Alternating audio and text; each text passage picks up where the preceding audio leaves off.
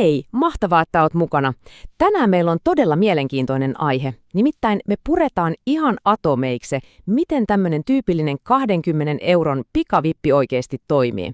Ja me käytetään tässä pohjana aivan tuoreinta vuoden 2026 dataa ja lainsäädäntöä. Me ei todellakaan oteta tässä mitään moralisoivaa kantaa suuntaan tai toiseen, vaan katsotaan ihan puhtaasti niitä kylmiä faktoja. Siis sitä, mistä näissä pikkulainoissa on oikein kyse ja miten on oikeasti rakennettu. Eiköhän hypätä suoraan asiaan. No, kuvittele tilanne, ja tämä on muuten sellainen juttu, mihin aivan varmasti todella moni meistä pystyy samaistumaan. Oot siinä arjen pyörityksessä ja sit yhtäkkiä eteen tupsahtaa täysin yllättävä meno. Se ei ole mikään valtava summa, ehkä just tasan se parikymppiä, mutta sä tarvitset sen ihan välittävästi. Tää on just se todellinen, ihan arkipäiväinen laukasin, joka saa ihmiset miettimään näitä vippiratkaisuja. Mistä sä repäiset sen 20 euroa yllättävään tarpeeseen, kun pankkitili näyttää kirjaimellisesti nollaa? Tässä on meidän nopea tiekartta tälle katsaukselle. Ensin katsotaan tätä pientä tarvetta ja nopeaa ratkaisua. Sitten kurkataan, kuka näitä vippejä oikeasti saa ja paljastetaan se todellinen hinta. Sen jälkeen punnitaan vähän riskejä ja hyötyjä ja lopuksi, mikä on tosi tärkeää, käydään läpi niitä fiksumpia vaihtoehtoja. Ykköskohta eli pieni tarve ja nopea ratkaisu. Mietitäänpä niitä ihan tavallisia tilanteita, jotka oikeasti ajaa etsimään tällaista pientä käteistä. Siis eihän kukaan hoe paria kymppiä ostaakseen jotain luksusjahtia, eikö niin? Tämmöinen pieni käteiskriisi voi iskeä ihan kenen tahansa meistä. Se voi olla vaikka puhelinlasku, joka uhkaa laittaa liittymän kiinni, tai palkkapäivä on vielä se pari tuskallista päivää ja on pakko saada ruokaa pöytään. Joskus se on niinkin arkinen juttu kuin pussilippu, jotta sä ylipäätään pääset sinne töihin, yllättävä lääkekulu apteekissa, tai ihan vaan parikymppiä bensaan, jotta se auto edes liikahtaa kotipihasta. Nämä on niitä elämän pieniä solmukohtia, jotka suorastaan vaatii nopeaa ratkaisua. Ja tämä prosessihan on hiottu ihan hämäävän nopeaksi. Käytännössä 4 yksinkertaista askelta, valkkaat palvelun, naputtelet sun tiedot, tunnistaudut pankkitunnuksilla ja bam, rahat on jo matkalla. Ja mikä tässä on oikeasti aivan uskomattomantaa on se, että jos sä teet tämän vaikka arkeaamuna, niin modernit SEPA-pankkisiirrot tarkoittaa, että se raha voi kilahtaa sun tilille ihan kirjaimellisesti minuuteissa. Tämä nopeus on koko tämän homman ydin. Kakkoskohta. Kuka voi saada pikavipin? Katsotaan vähän näitä tiukkoja kriteerejä. Nyt muuten kumoamme yhden todella yleisen myytin. Aika moni nimittäin kuvittelee, että 20 takia kuka tahansa voi vaan marssia virtuaaliselle luukulle ja napata rahat. Mutta tässä tulee se ratkaiseva pointti. Vaikka tämä summa on näin naurettavan pieni, nämä lainayhtiöt vaatii ihan ehdottoman tunnistautumisen ja selkeät todisteet maksukyvistä. Sun pitää olla vähintään 18-vuotias, sulla pitää olla asuinpaikka Suomessa, kotimainen puhelinnumero ja ne pankkitunnukset. Mutta hei, nämä 2 viimeistä kohtaa on ne kaikkein kriittisimmät. Sulla on yksinkertaisesti pakko olla säännölliset tulot ja ihan täysin puhtaat luottotiedot. Eli se, että summa on pieni, ei todellakaan tarkoita löyhiä sääntöjä. Ei todellakaan. Ja tämä ei muuten ole vain näiden firmojen omaa keksintöjä. Mä luen tehdä suoran lainauksen yhdeltä tosi suositulta palvelulta, eli Neolainalta. He toteaa maksuhäiriöisistä hakijoista sivuillaan ihan suoraan näin. Me emme myönnä lainaa tällaisille henkilöille. Meitä sitovat vastuullisen luotonannon periaatteet, jotka on määritelty lailla. Tämä todistaa sen, että ne taustatarkistukset on ihan oikeasti lain määräämiä. Jos luottotiedoissa on pienikin merkintä, se on täysin automaattinen hylkäys. 3. kohta. Pikavipin todellinen hinta. Nyt mennään siihen, paljonko tämä lysti oikeasti maksaa. Päästään tämän meidän katsauksen todelliseen huipentumaan, eli siihen kovaan matematiikkaan näiden pikkusummien takana. Ensimmäisenä esiin nousee luku 17,5%. Tämä on se ihan standardi, lailla rajoitettu nimelliskorko, jota näille lainoille tyypillisesti aina mainostetaan. Ja joo, kun sä näet tämän luvun, se voi tuntua aika kohtuulliselta. Mutta, ja tämä on iso mutta, nimelliskorko kertoo vain ihan murto-osan koko totuudesta.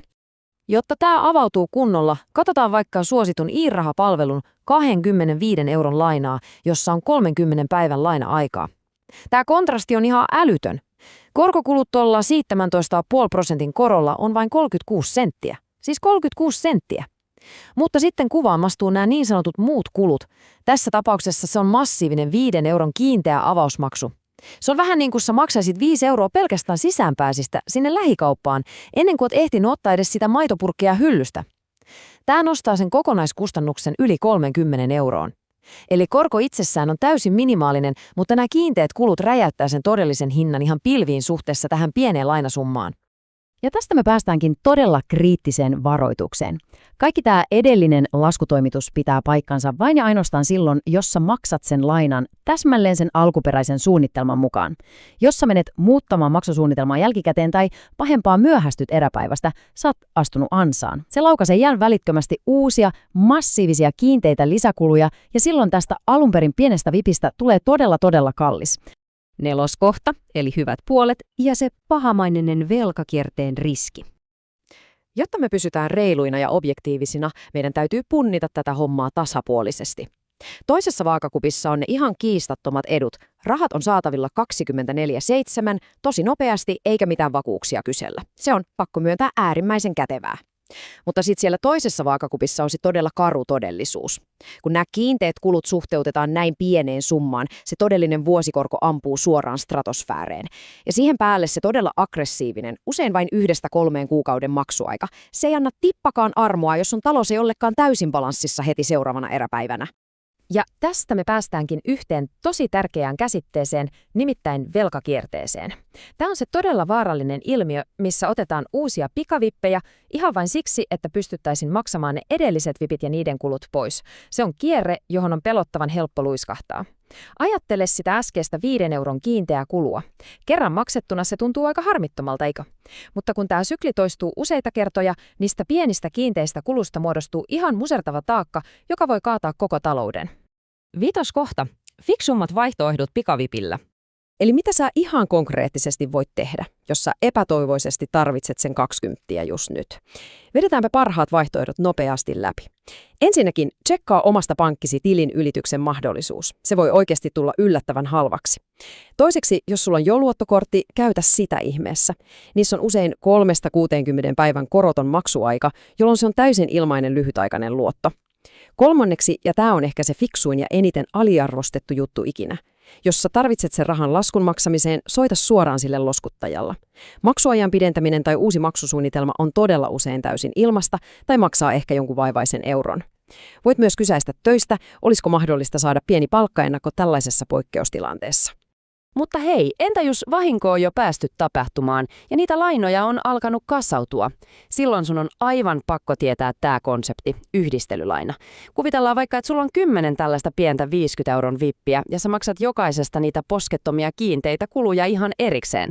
Jos sä yhdistät ne esimerkiksi Sorterin kaltaisen palvelun kautta yhdeksi 500 euron lainaksi, tilanne muuttuu täysin.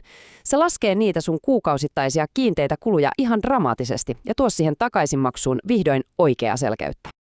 Ja näin me ollaan päästy tämän katsauksen loppuun. Mä haluan jättää teidät pohtimaan tätä yhtä todella tärkeää kysymystä. Onko se 20 euron vippi ihan oikeasti kaiken sen arvoinen? Nyt kun me ymmärretään, miten tämä mikrolainen anatomia todella toimii, eli se, miten se korko on oikeasti vain pelkkä pintaraapaisu ja ne kiinteät kulut on se, mikä muodostaa sen ison hinnan, me pystytään tekemään paljon fiksumpia päätöksiä oman talouden suhteen. Ensi kerralla, kun se yllättävä arjen meno iskee, muistan nämä faktat ja mietin noita vaihtoehtoja. Hei, valtava kiitos, että olit mukana oppimassa mun kanssa tänään ja nähdään taas seuraavan mielenkiintoisen aiheen parissa.